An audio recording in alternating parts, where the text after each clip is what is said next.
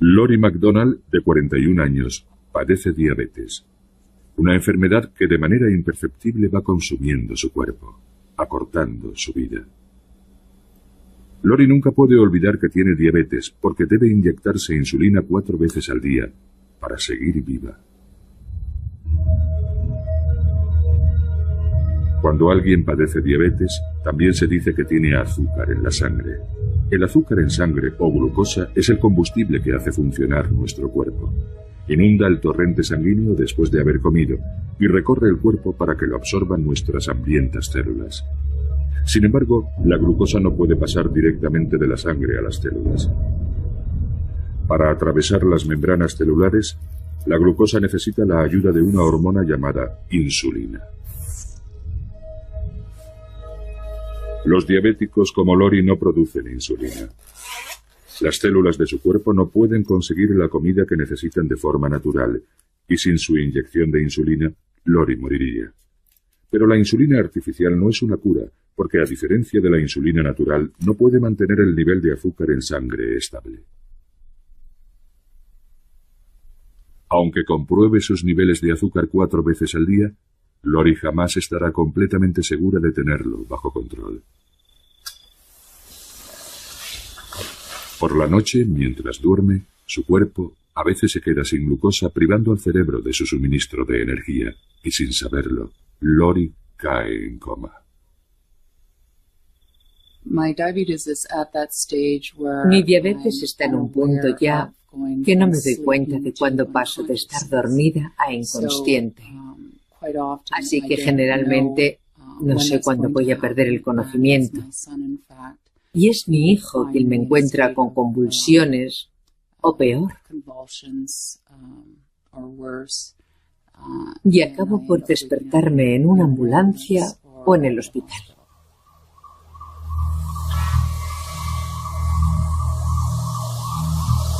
La diabetes puede afectar a cualquiera en cualquier momento de su vida.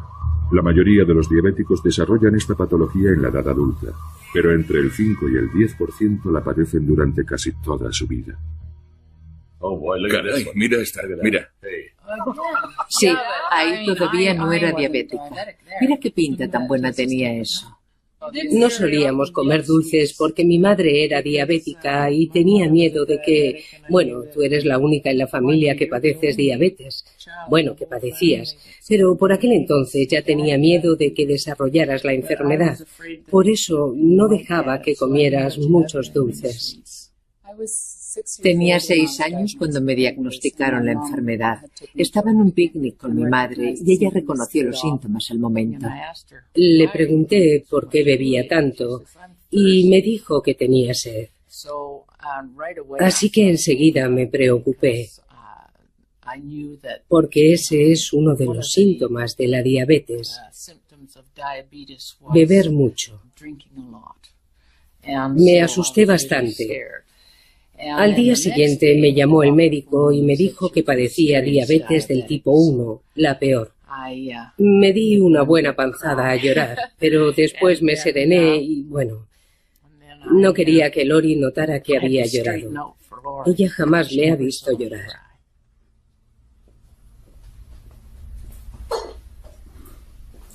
Para Lori, de 6 años de edad, y sus padres, la vida cambió de la noche a la mañana. Ahora tenía que controlar su dieta y el ejercicio físico que realizaba, además de inyectarse insulina cada pocas horas. Recuerdo en concreto cómo el médico me decía que pasarían al menos 10 años antes de que se encontrara una cura para la enfermedad. Y yo por entonces tenía 6 años y medio, y me aterrorizó la idea de que faltara todavía tanto tiempo, porque para entonces ya tendría 16 años, sería casi una adulta y ya no podría hacer nada divertido.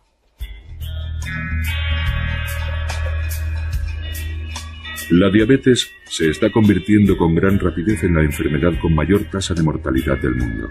En los últimos 10 años, el número de diabéticos ha aumentado en más de un 30%, y de momento no parece que esta tendencia vaya a cambiar.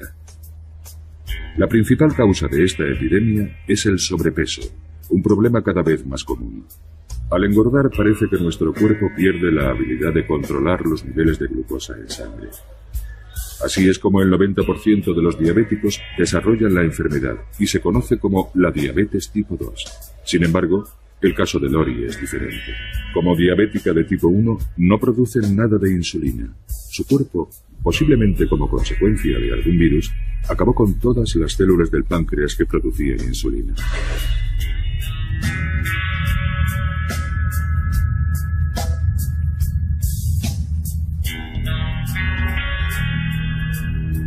En la ciudad natal de Lori, Edmonton, Canadá, los médicos estudian nuevos tratamientos.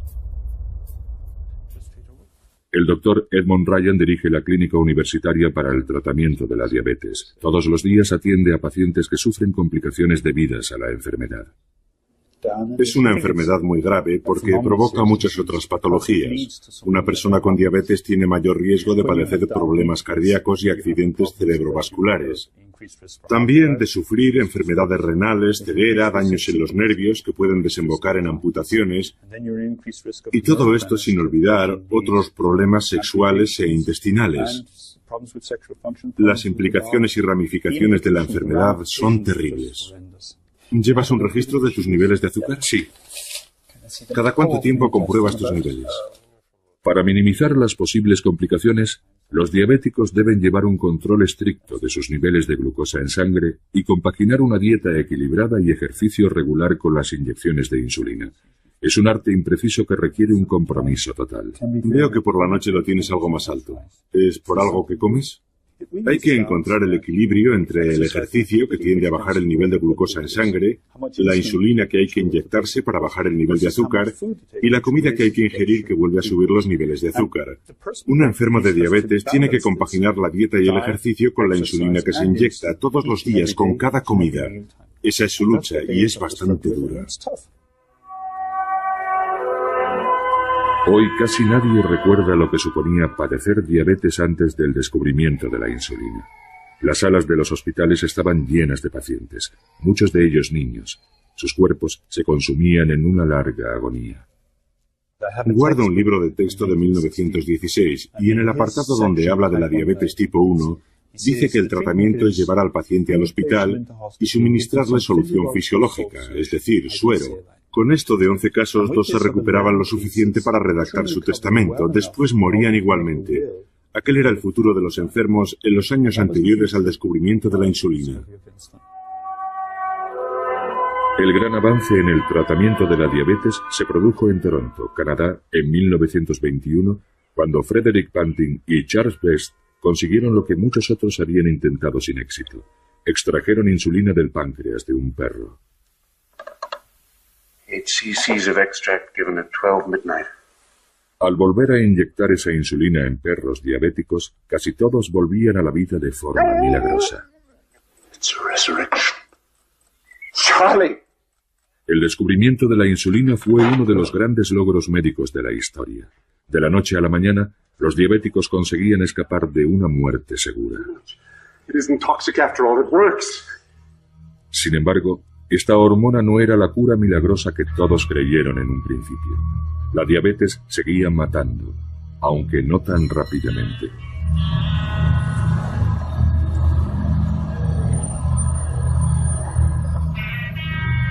La diabetes no se hereda, pero un niño de padres diabéticos tiene muchas más posibilidades de desarrollar la enfermedad que otros sin ningún caso en la familia. Scott tiene 45 años. Y la diabetes está presente en su familia desde hace 2 generaciones. Este es mi abuelo. Creció en Indiana y desarrolló la enfermedad siendo ya adulto. Fue una de las primeras personas en tratarse con insulina, y eso hizo durante un par de años hasta que finalmente murió. Hacía poco que habían descubierto la insulina y se pensó que era la respuesta a la enfermedad. Todavía se desconocía que era bastante más complicado.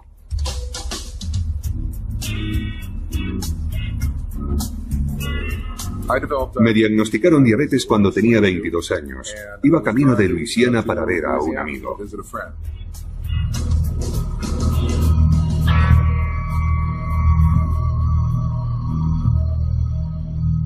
Recuerdo que comencé a sentirme mal y mi estado empeoró conforme avanzábamos hacia el sur. Tuvimos que detenernos varias veces para comprar Coca-Cola o algún otro refresco con azúcar. También noté que algo me pasaba en los ojos, porque no veía bien. Aquella noche no pude dormir. Me encontraba tan mal que fui al médico al día siguiente. Una vez en la consulta le conté lo que me había pasado en los 2 últimos meses y me dijo que tenía diabetes. Pero para estar seguros me midió el nivel de azúcar en sangre y el resultado se salía de las tablas. Era superior a 800. Increíblemente alto. Me llevé una gran sorpresa y lo primero que se me pasó por la cabeza fue mi abuelo, que murió de esta enfermedad. Después pensé que jamás volvería a comer dulces y luego que aquello no me gustaba nada. La forma en que yo me enfrento a los problemas es aprendiendo todo lo que puedo sobre ellos, de modo que acabé convirtiéndome en un experto en la materia. Y ahí es cuando comencé a investigar sobre la diabetes. Creo que las personas que no padecen diabetes no nos entienden. Cuando piensan en un enfermo de diabetes, piensan en el fastidio de tener que inyectarse insulina a uno mismo. Pero eso no es lo peor. Cualquier diabético le dirá que uno se acostumbra enseguida. El problema es el control estricto y constante de los niveles de azúcar en sangre, no las inyecciones. Si con ponerse 2 inyecciones al día bastara y no hubiera que preocuparse más por el nivel de glucosa, sería una enfermedad menor. Pero es mucho más que eso, porque si te quedas corto con la insulina, el nivel de azúcar en sangre se dispara y si te pasas, se desploma. En la actualidad uno tiende a mantener los niveles lo más bajos posibles, así que por lo general estamos más cerca de caer en un coma hipoglucémico. Todos los días, diabéticos como Scott se mueven por la fina línea que separa niveles altos y niveles bajos de azúcar. El órgano que depende por completo de la glucosa es el cerebro.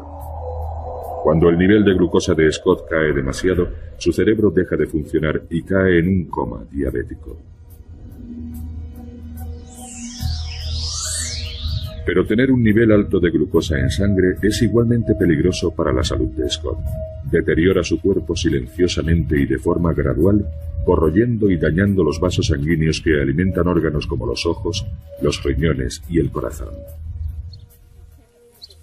Lori lleva casi toda la vida conviviendo con la diabetes. Cuando se quedó embarazada de su hijo Ben, la diabetes y el estrés al que sometió a su cuerpo le dañaron los riñones. Le dijeron que no viviría mucho. Desde el principio decidí tener una vida corta, pero pasarlo en grande, hacer el loco, lo que me diera la gana. Y después dejar un bonito cadáver. Ese era el plan.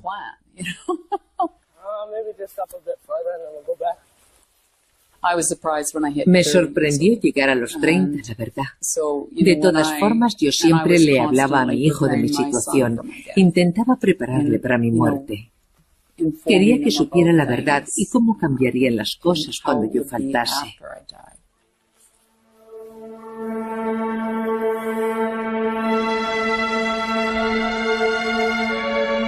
Además de las complicaciones derivadas de su diabetes, Lori luchaba a diario por controlar su nivel de azúcar en sangre. Inyectarse la cantidad de insulina adecuada no es una ciencia exacta, y Lori descubría que a veces sus niveles bajaban demasiado.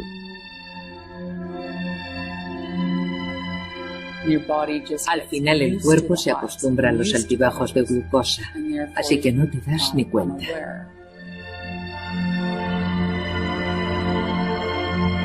Cuando el nivel de glucosa baja demasiado, la mayoría de los diabéticos se sienten débiles o tienen temblores, pero el cuerpo de Lori no mostraba ningún síntoma. Comenzó a sufrir desvanecimientos debidos a la escasez de glucosa en sangre, convirtiéndose así en un peligro para sí misma y para los demás.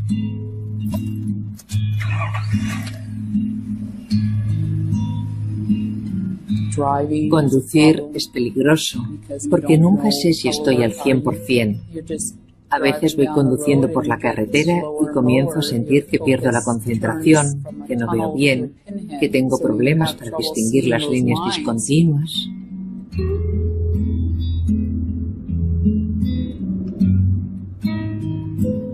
Te olvidas de a dónde vas. No sabes a dónde vas, porque vas tan concentrada en llevar el coche por tu carril que eso es lo único en lo que te fijas, hasta que tienes el accidente. Cuando me encontraron, cuando llegaron la ambulancia y la policía, estaba en una parte de la ciudad por donde nunca iba. ¿Qué hacía allí? No lo sé. Solo seguía las líneas de la carretera. La verdad es que se pasa bastante miedo.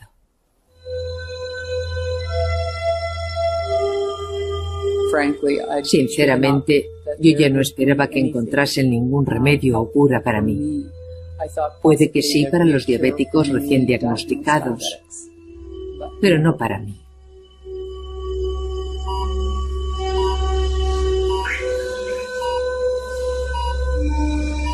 Hasta hace poco, el único tratamiento para la diabetes tipo 1, como la que padece Lori, era un trasplante de riñón y páncreas.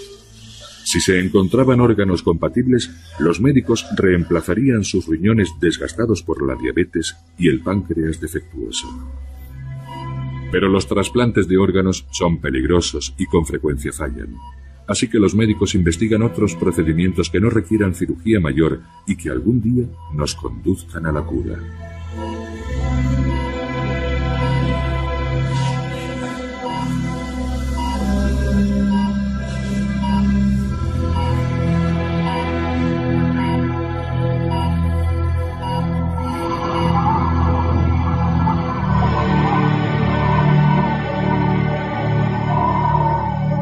A mediados de la década de 1980, la búsqueda para encontrar una cura de la diabetes se centraba en la extracción de las prometedoras células de los islotes pancreáticos, las células que segregan la insulina.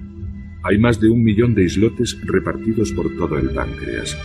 Su función es detectar y reaccionar ante cualquier cambio en los niveles de glucosa en sangre, liberando insulina cada vez que comemos.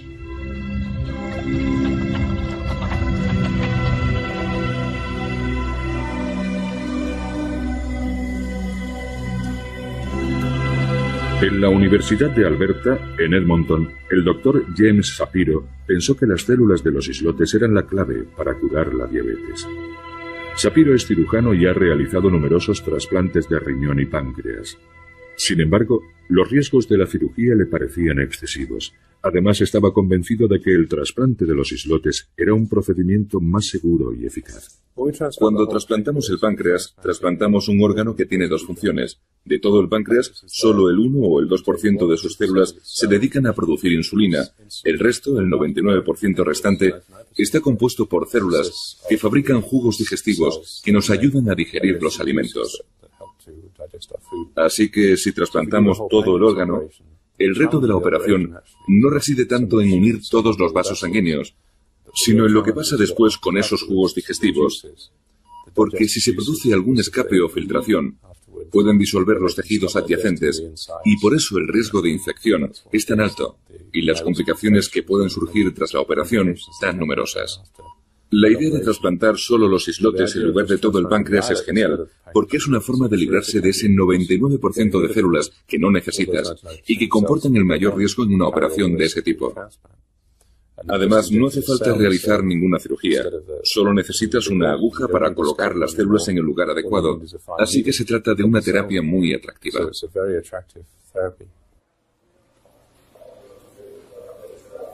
El trasplante de los islotes era una especie de chiste entre los especialistas de todo el mundo.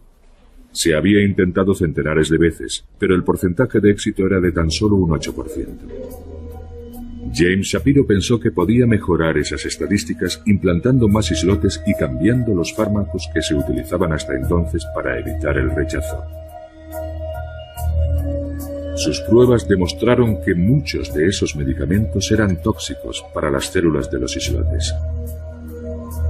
De modo que desarrolló una nueva combinación de fármacos conocida como el Protocolo Edmonton. En 1998 comenzó los ensayos con 7 diabéticos. Cuando comenzamos los ensayos con humanos en 1998 y 1999, nuestro primer paciente dejó de pincharse insulina, pero no nos pusimos a dar saltos como locos porque pensamos que quizá había sido cuestión de suerte. Así que seguimos con un segundo paciente, un tercero, un cuarto, un quinto, un sexto, un séptimo, y solo entonces redactamos un artículo y lo publicamos. La acogida en todo el mundo fue espectacular, y entonces nos dimos cuenta de que habíamos logrado dar un gran paso adelante, porque habíamos pasado de un porcentaje de éxitos del 8% a un 100%, aunque fuera en un grupo de solo 7 pacientes.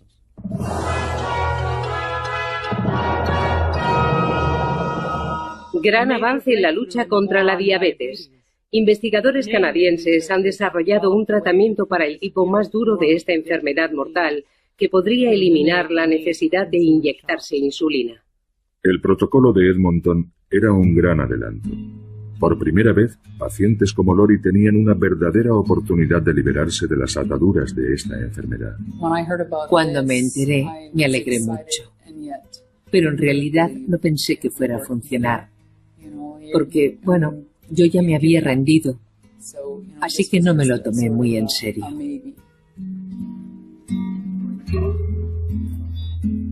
Una de las primeras cuestiones que planteamos a los que querían someterse al trasplante de islotes era: ¿cuál es tu mayor preocupación en relación con la diabetes?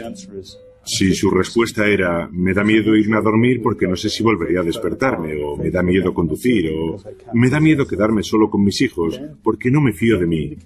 Eso me daba una idea de la gravedad de su problema y de si podríamos ayudar con el trasplante de islotes. Bien, ahora voy a tomarte la tensión.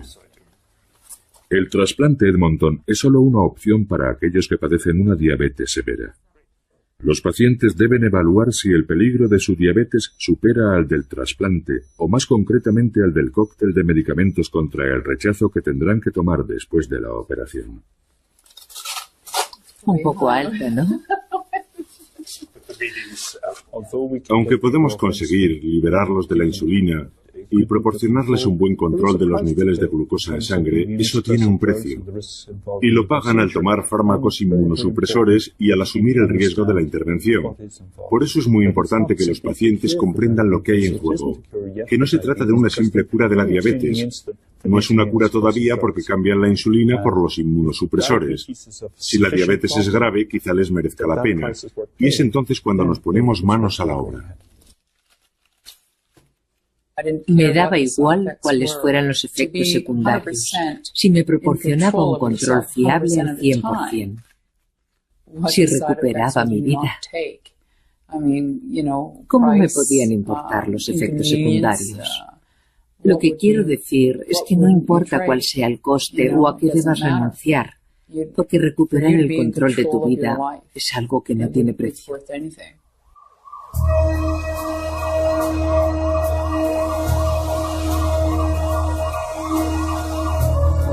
El mayor proveedor de células de los islotes son los accidentes de tráfico con víctimas mortales, pero solo 1/3 de esas personas son donantes, así que el número de órganos disponibles para trasplantes es solo una fracción de la demanda. El doctor Jonathan Leakey es el jefe del laboratorio de aislamiento de islotes de Edmonton. Un páncreas humano contiene hasta 1 millón de células islote, pero más de la mitad se pierden en el proceso de su extracción, de modo que tienen que morir 2 personas para realizar un solo trasplante. Este es un páncreas pequeño. Normalmente son el doble de grandes.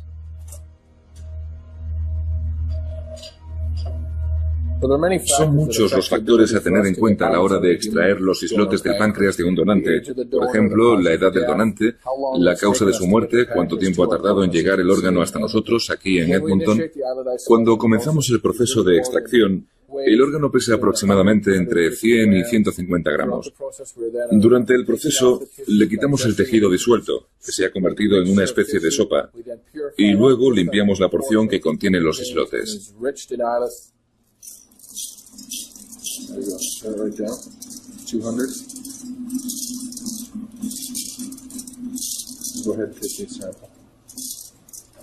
Y al final del procedimiento tenemos solo unos 3 o 4 centímetros cúbicos, es decir, una cucharadita de células que después trasplantaremos al paciente diabético.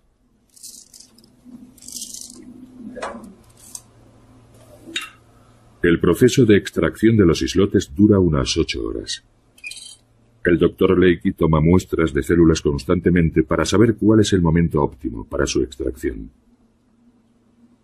La ciencia de la extracción de los islotes es casi un arte, porque hay que tomar decisiones muy importantes durante todo el proceso.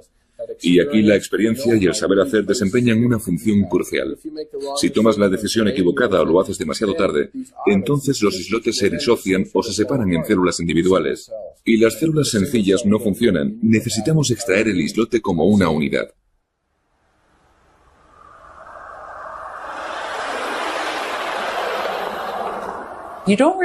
No tienes tiempo de tener miedo, porque te llaman, tienes que hacer la maleta a toda prisa y llegar al hospital lo antes posible. Bueno, ¿lista? No te dicen, bueno, dentro de una semana te haremos el trasplante. Es, ven ahora. El trasplante de islotes pancreáticos es un procedimiento relativamente sencillo. Nada más llegar, suministran a Lori unos fármacos que inhiben su sistema inmunitario antes de que le inyecten los islotes en la vena porta que va al hígado. Todo el procedimiento se hace bajo anestesia local, pero eso no significa que no haya ningún riesgo. Aunque el procedimiento parece muy sencillo y solo necesita anestesia local, son varias las cosas que pueden salir mal. Para empezar, introducimos una aguja en el hígado. Es lo que se llama un procedimiento invasivo, y eso puede producir una hemorragia, o incluso que se formen coágulos en la vena que va al hígado, lo que en raras ocasiones podría desembocar en un verdadero desastre, como un fallo hepático que hiciera necesario un trasplante, o incluso en la muerte del paciente. Así que tenemos que ir sobre seguro, ya que aunque el riesgo es pequeño y lo normal es que no suceda nada, tenemos que estar seguros de que merece la pena arriesgarse.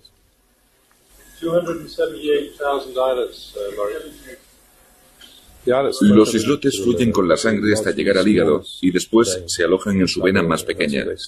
Allí se instalan y probablemente se ponen a trabajar inmediatamente.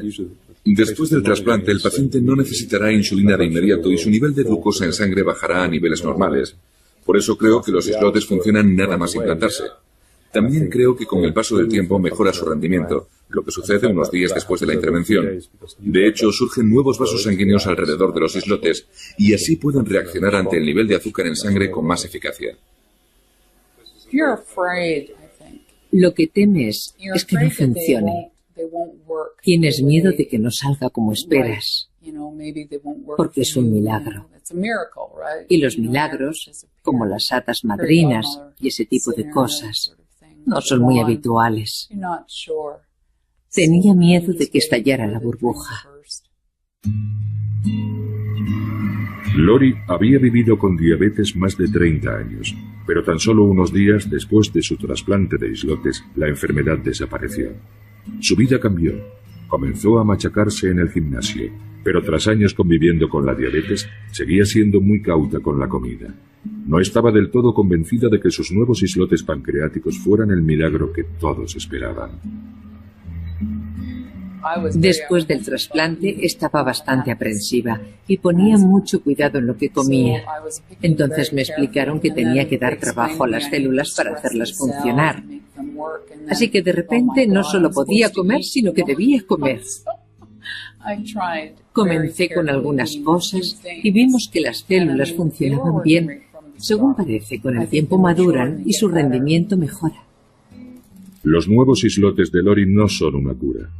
Para que funcionen, tendrá que tomar a diario un cóctel de medicamentos inmunosupresores durante el resto de su vida.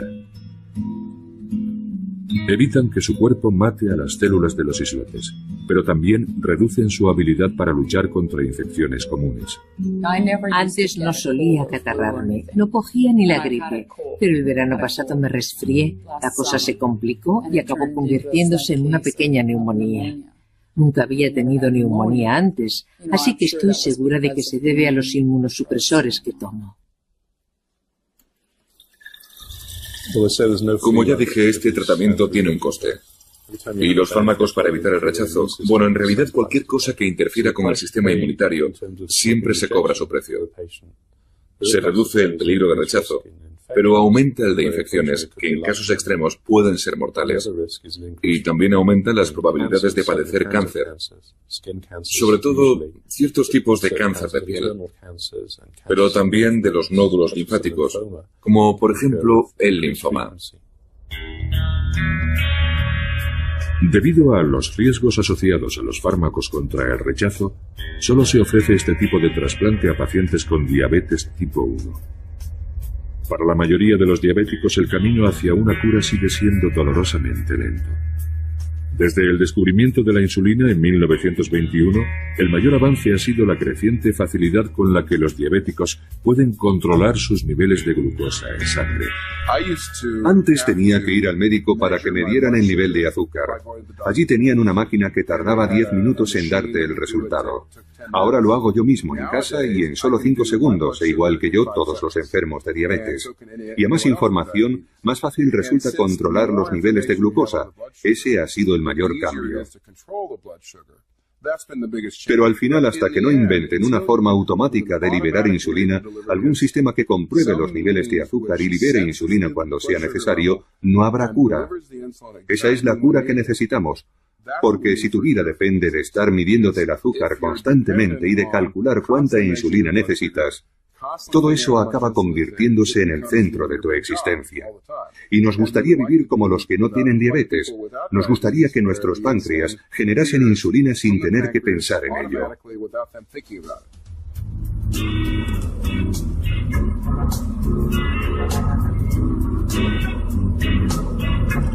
A Scott le diagnosticaron diabetes justo cuando comenzó a trabajar en Wall Street. Gestionaba carteras de valores, pero pronto descubrió que su verdadera vocación era encontrar una cura para la diabetes. Creo que la mayoría de la gente piensa que la diabetes se cura con las inyecciones de insulina, y eso no es cierto. Yo me busqué a alguien que me informó sobre qué se estaba investigando con relación a la diabetes. Me enteré de quiénes iban a ganar dinero con la enfermedad, qué línea de investigación era la más prometedora, y al final me dije, si creo que esto es lo que hay que hacer para encontrar una cura, debería intentarlo yo mismo.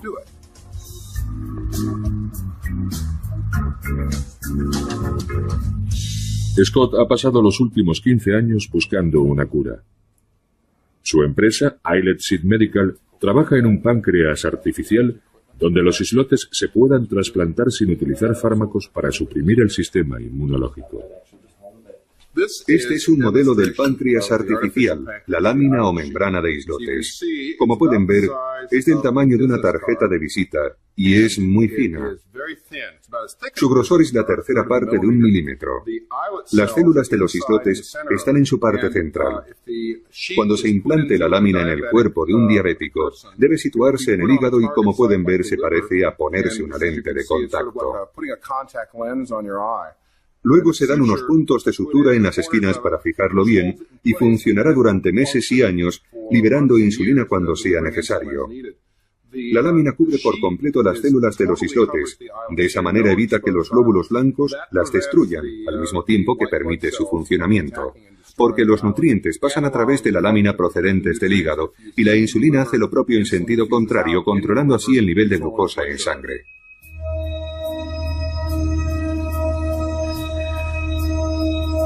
Para que la lámina de islotes de Scott funcione, tiene que engañar a nuestro eficaz sistema inmunitario, sobre todo a los glóbulos blancos, que circulan por el cuerpo en busca de cualquier ente extraño. El modo en el que el cuerpo elimina a un invasor es a través de sus glóbulos blancos, que son como la policía. Identifican a la célula extraña y la matan. Así que nuestro objetivo es mantener a estas células policía lejos de los islotes para que no acaben con ellos.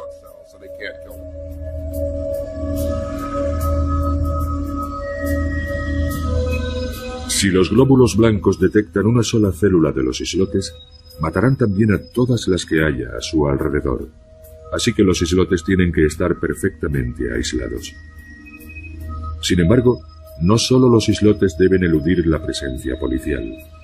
La membrana o lámina de islotes en la que están encerradas las células es un blanco aún mayor para la respuesta inmune. El mayor problema que tenemos que resolver es encontrar un material que nuestro sistema inmunológico no ataque. En general, cuando se implanta algo en el cuerpo, este asume que se trata de algún parásito que quiere matarle, y resulta complicado encontrar una sustancia que no genere este tipo de reacción.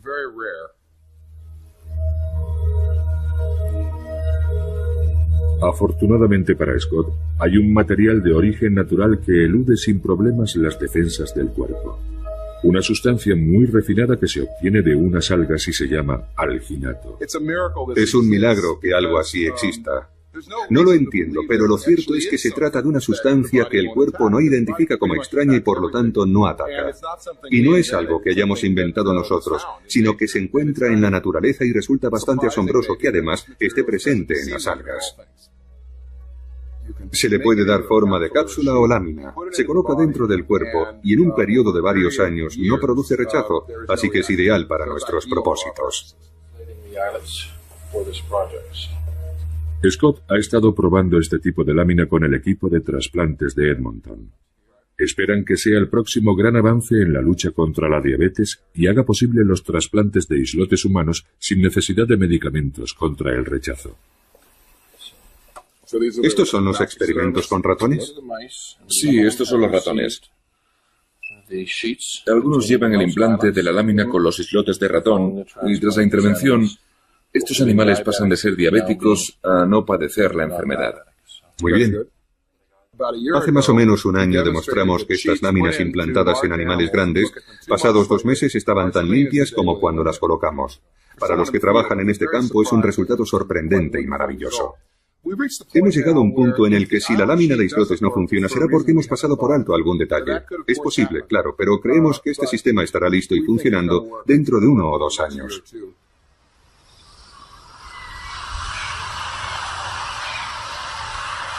Ahora, el reto para Scott es pasar a los ensayos con humanos. Mientras tanto, su diabetes está consumiendo su cuerpo y la necesidad de encontrar una cura es cada vez más apremiante. Todo aquel que padece diabetes participa en una carrera contrarreloj, pero yo en los próximos 5 años corro el riesgo de sufrir daños importantes en la retina. Dentro de 1 o 2 años mi oftalmólogo me ha dicho que quizá deba someterme a una terapia con láser para ralentizar su degeneración, así que creo que si la lámina de islotes estuviera lista para entonces, mis problemas de retina desaparecerían. De modo que es una carrera contrarreloj en toda regla. Si no encontramos la solución a tiempo, perderé la vista. Y aunque la lámina de islotes de Scott funcione, habría que encontrar una fuente alternativa de islotes pancreáticos. Actualmente solo hay suficientes islotes humanos para realizar unos pocos trasplantes al año.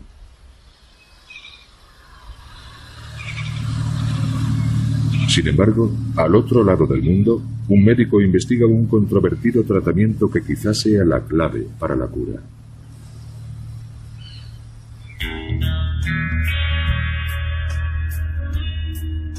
En Auckland, Nueva Zelanda, hay un científico que trabaja con lo que podría ser una fuente ilimitada de islotes.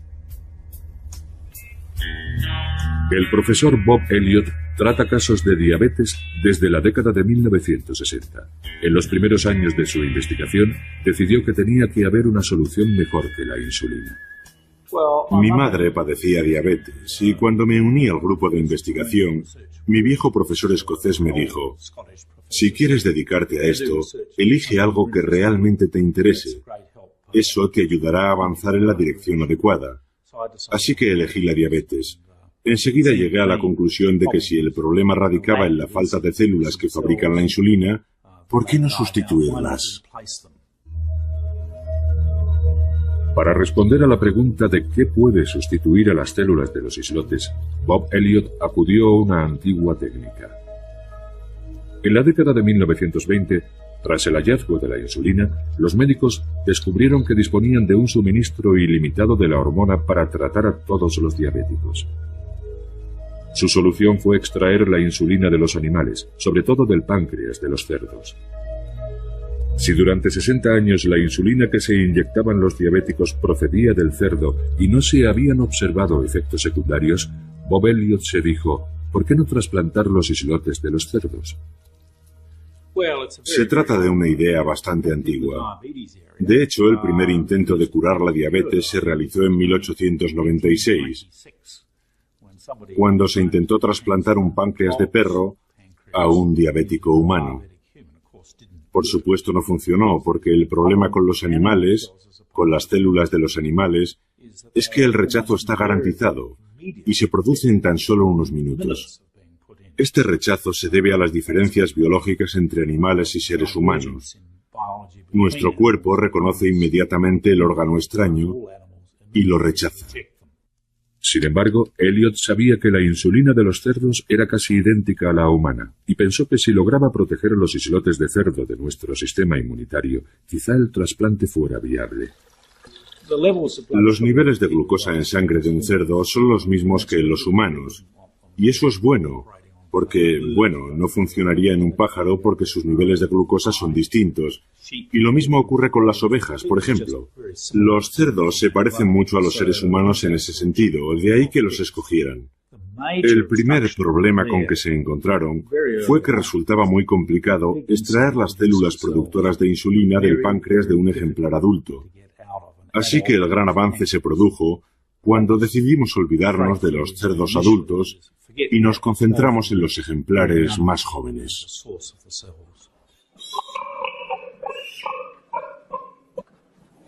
Pero son muchas las personas que no consideran correcto implantar células de cerdo dentro de seres humanos, y el trabajo de Elliot es algo controvertido. El primer inconveniente es que produzca asco, y es algo más común de lo que cabría pensar. Para muchas personas, la mera idea es ofensiva, y lo comparan con algunas prácticas sexuales aberrantes. Sienten que no está bien. Y yo lo entiendo porque mi mujer es una de esas personas. Sin embargo, la mayoría de los diabéticos con los que he hablado no tienen este problema. De hecho, me sobran los voluntarios. En 1996, tras utilizar con éxito islotes de cerdo para curar la diabetes en animales, Bob Elliot pasó a los ensayos con humanos. Uno de los primeros voluntarios fue el dueño de una tienda de instrumentos musicales, Michael Hellier. Cuando uno padece una enfermedad tan grave como la diabetes, siempre estás atento ante cualquier tratamiento nuevo. Así que cuando me hablaron de los trasplantes de islotes, enseguida me interesé. Puede que en un primer momento la idea resulte algo chocante, pero si lo piensas bien, no se trata de nada malo. Si padeces diabetes, es una muy buena opción. La insulina de cerdo me ha mantenido vivo, a mí y a millones de personas como yo. Entonces, ¿por qué no utilizar las células productoras de la insulina? Después de todo, son ellas las que se encargan de regular el nivel de glucosa. Se activarán cuando sea necesario y dejarán de funcionar cuando no las necesite. Es lo más parecido a tener islotes propios. En octubre de 1996, Elliot realizó el primer trasplante de islotes de cerdo. El paciente era Michael Hellier. Le introdujeron una cánula a través de la cavidad abdominal y le inyectaron las células de los islotes.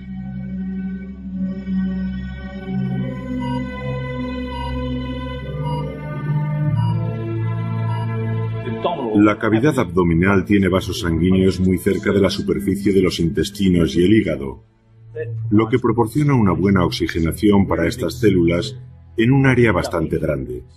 Además pueden acoplarse en cualquier parte, sobre el hígado y bajo la capa de grasa que cuelga sobre los intestinos, en la pelvis, sobre los riñones, en cualquier lugar, y cuanto más distribuidas estén, mejor para nosotros.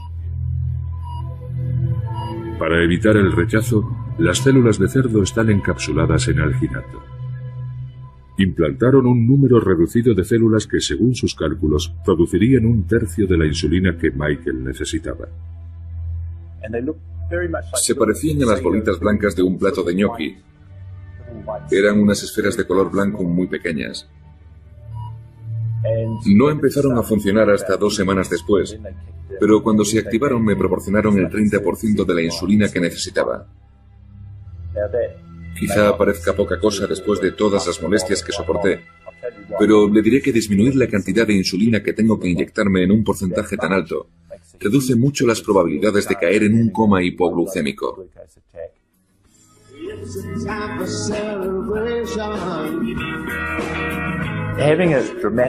Aquel logro me dio mucha moral, porque por fin, por primera vez en más de 20 años, mi cuerpo estaba produciendo insulina de nuevo. Era casi como ser normal otra vez. Y eso me animó muchísimo.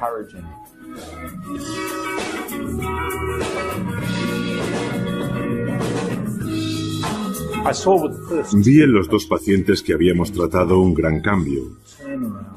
En su modo de pensar, sobre todo. Tenían una actitud mucho más positiva hacia la vida.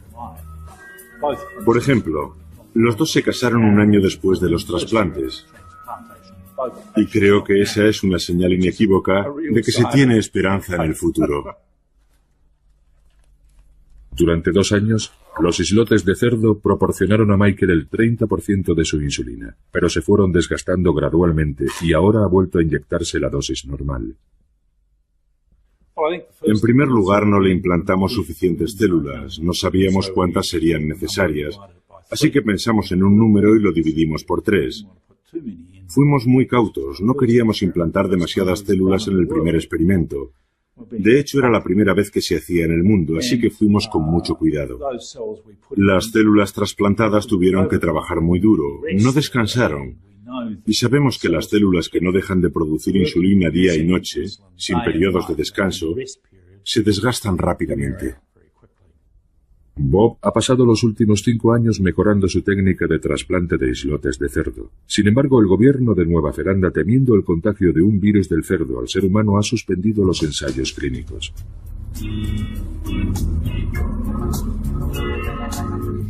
Elliot cree que el riesgo de contagio es pequeño, por eso sigue investigando en la Ciudad de México. 12 pacientes adolescentes recibieron los islotes de cerdo. Se los implantaron en unas cápsulas debajo de la piel. De los 12 pacientes, uno ha dejado la insulina por completo y lleva así 2 meses, sin mostrar señal alguna de necesitarla. De momento, esta paciente está curada. Y eso es asombroso. Es algo que no se había dado nunca antes.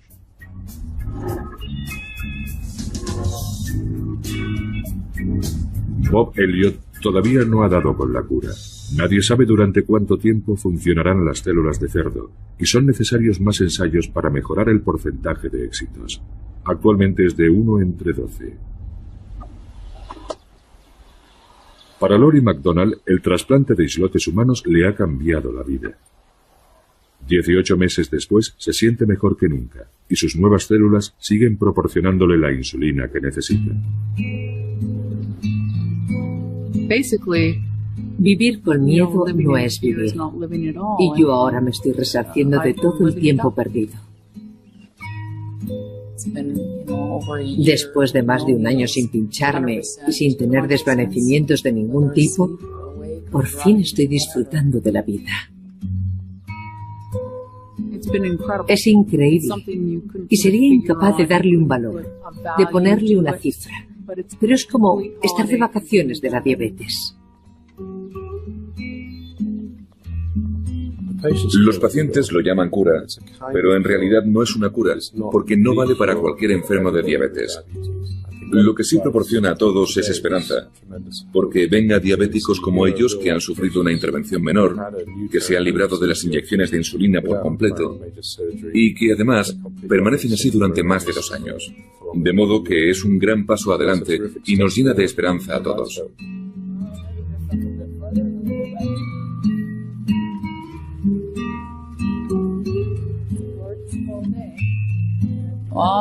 Quizá acuda a la boda de mi hijo algún día. Quién sabe. Puede que incluso conozca a mis nietos. Una posibilidad en la que nunca había creído. Pero es posible que ahora viva más años. Y ya sé que hay efectos secundarios, lo sé, porque estoy tomando fármacos nuevos y hay muchas incógnitas. Pero, a pesar de todo, bueno, digamos que voy a revisar mi testamento. Dejémoslo ahí.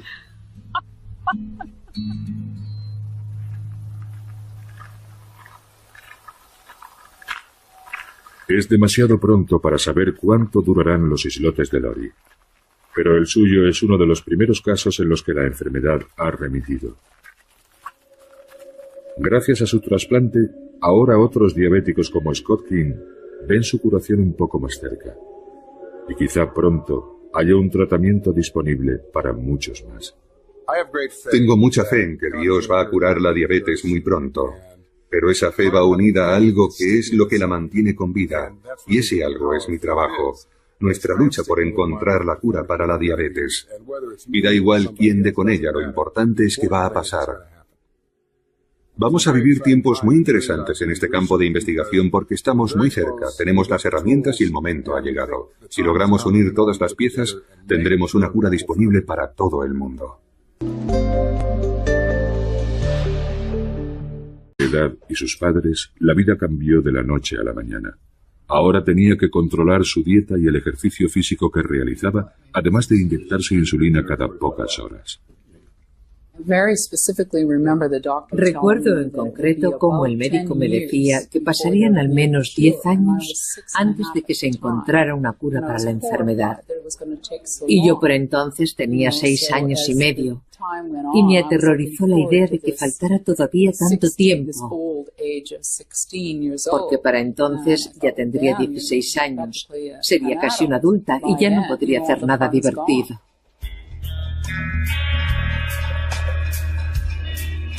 La diabetes se está convirtiendo con gran rapidez en la enfermedad con mayor tasa de mortalidad del mundo. En los últimos 10 años, el número de diabéticos ha aumentado en más de un 30%, y de momento no parece que esta tendencia vaya a cambiar. La principal causa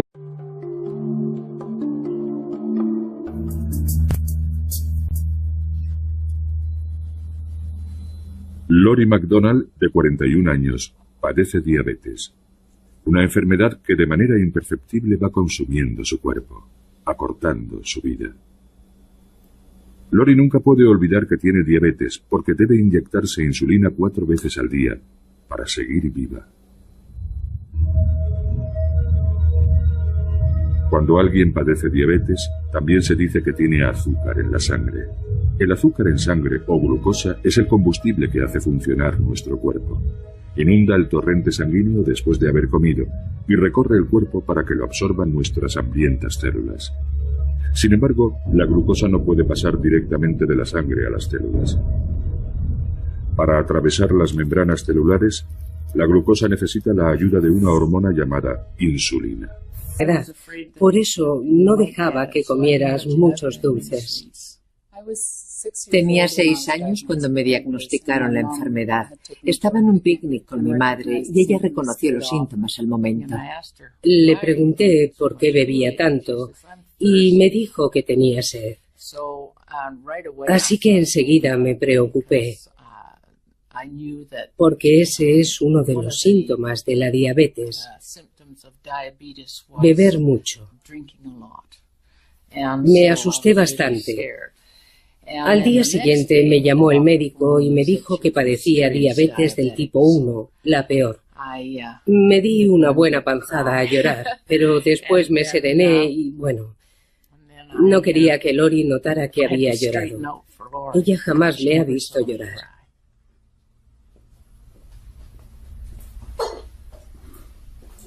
Para Lori, de 6 años de... Realmente no sé cuándo voy a perder el conocimiento. Y es mi hijo quien me encuentra con convulsiones, o peor. Y acabo por despertarme en una ambulancia o en el hospital.